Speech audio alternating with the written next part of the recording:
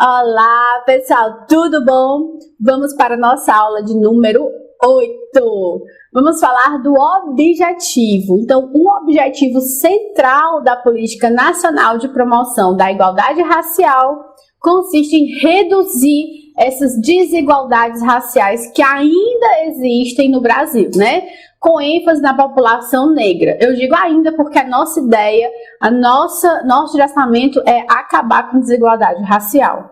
Então, trata-se, por evidente, de um objetivo cuja realização impôs a definição de ações execuíveis a longo, médio e curto prazos, além do reconhecimento das demandas mais imediatas, bem como aquelas áreas de atuação prioritária. Então, é dispensável a gente assinalar aqui que o êxito dessa empreitada dependerá de uma ação coordenada que conte com a energia e o comprometimento de todas as esferas do governo e também da sociedade. Não adianta ter políticas públicas se a sociedade não ajuda, não adianta uma parte da sociedade colaborar se não tem políticas públicas, tem que ser feito em conjunto. Tá tranquilo? Então, a defesa de direitos. O que a gente vai falar sobre defesa de direitos? A Constituição Federal, que é a nossa Constituição atual de 88, refletindo com fidelidade o esforço que foi realizado pelo movimento negro no sentido de pautar essa temática da igualdade racial na agenda política do Estado brasileiro, registra um expressivo leque de preceitos antidiscriminatórios, alguns dos quais a gente vai passar a relatar aqui, mas fique calmo que a gente vai ver todas as informações, tá certo? Então, a afirmação do caráter pluriétnico da sociedade brasileira vai estar assegurada na nossa Constituição de 88. Existe o reconhecimento público da pluralidade étnico-racial da nossa sociedade brasileira. Então, trata-se de prescrições que não apenas conferem um traço marcadamente plural e diverso dessa ideia do cidadão, como também eles vão reavaliar o papel que está sendo ocupado pela cultura indígena e afro-brasileira, no passado e no presente, como elementos fundadores da nacionalidade e do processo civilizatório nacional, ao lado, naturalmente, da cultura de matriz europeia, porque nós somos um misto de culturas. Nós temos a cultura indígena, que é a nossa raiz, nós temos a cultura europeia e nós temos a cultura africana, formando, assim, os brasileiros, né? Então, reconhece também o respeito às religiões de matriz africana como um direito dos afro-brasileiros. Mais do que isso, em atenção a antigas reivindicações de movimentos sociais, a Constituição sinaliza a necessidade de que esse currículo escolar venha refletir a pluralidade racial brasileira. Então, foi tomada algumas medidas. Nós temos a Lei 10.639 de 2003, foi sancionada pelo presidente Lula e ela fala dessa pluralidade.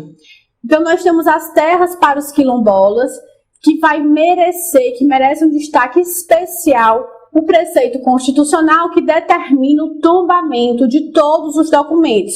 Tombamento, pessoal, é a preservação, é o mostrar o quão importantes são esses documentos.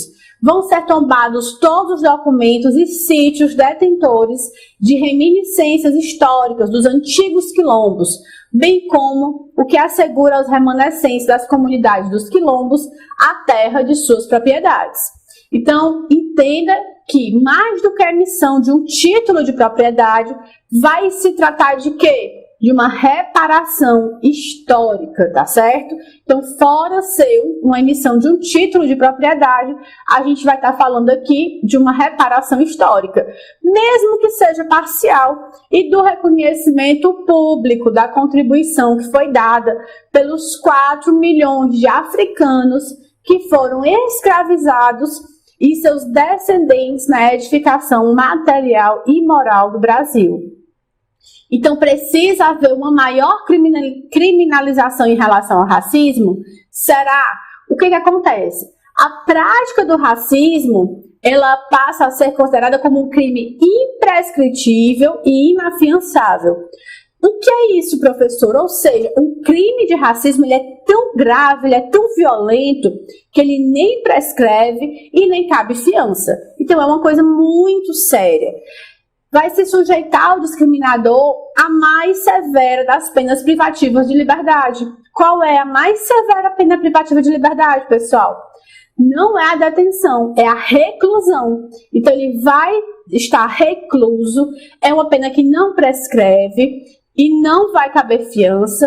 E fora isso, a Constituição fixou a proibição de discriminação no trabalho, na educação, na liberdade de crença, no exercício dos direitos culturais ou de qualquer outro direito ou garantia fundamental.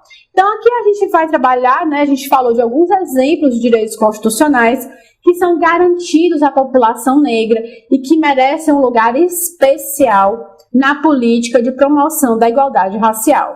Seja por meio de iniciativa, que venha regulamentar e assegurar a eficácia, seja por intermédio de ações diretas de proteção e garantia, certo? Quanto à ação afirmativa, eu preciso que você lembre que desde a promulgação da longínqua Constituição, que Constituição é essa, professora? A Constituição de 1824.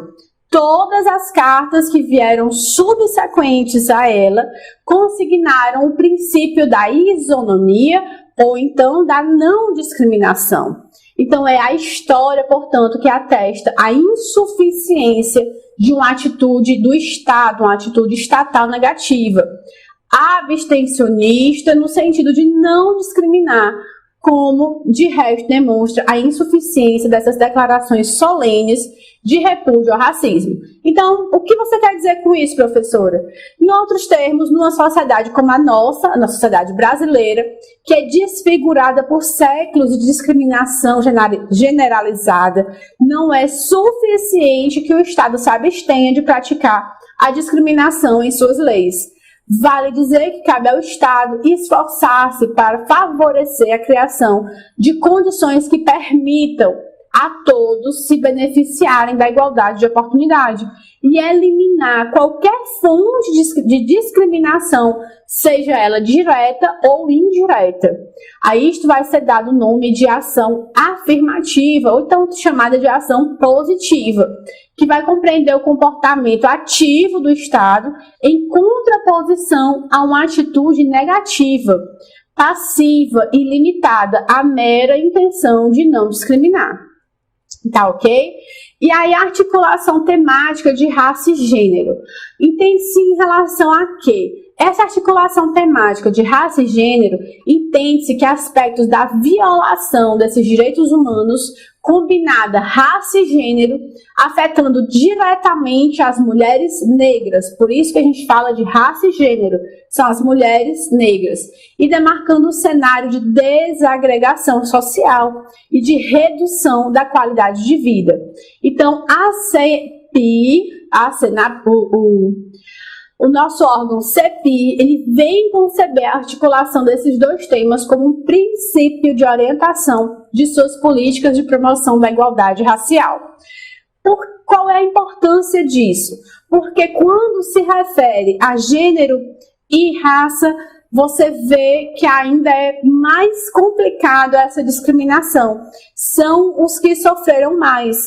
Quando a gente trata no curso do Estatuto da Pessoa com Deficiência, nós também falamos um pontinho aqui nesse pedaço, em relação a gênero e as pessoas com alguma dificuldade motora, sensorial. Por quê? Porque as mulheres, elas são o gênero mais fraco entre os homens, as mulheres são as mulheres. E as mulheres com deficiência, elas sofrem essa dupla discriminação, elas sofrem 2 vezes mais. No caso do nosso curso de igualdade racial, a gente trabalha sobre isso também. Por quê? Porque aí em relação a gênero e a discriminação em relação a essa discriminação racial. Então vai sofrer 2 vezes em relação a gênero e a cor. Tranquilo? Seja cor, seja cultura, seja etnia. Então eu preciso que você entenda né, fecha essa ideia como um todo. Se tiver curiosidade de conhecer o nosso curso do Estatuto da Pessoa com Deficiência, tem um pedacinho lá dele gratuito, dá uma olhada, manda as dúvidas pra gente e a gente fica por aqui, pessoal. E se encontrar onde? A gente se encontra nos nossos próximos cursos. Um forte abraço para você!